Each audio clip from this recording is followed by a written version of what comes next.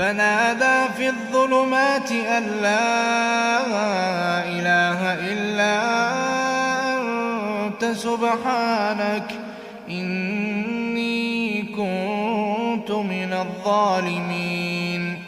فاستجبنا له ونجيناه من الغم وكذلك ننجي المؤمنين.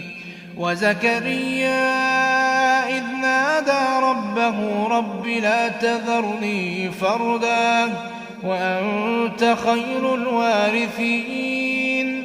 فاستجبنا له ووهبنا له يحيى وأصلحنا له زوجه إنهم كانوا يسارعون في الخيرات ويدعوننا رغبا ورهبا وكانوا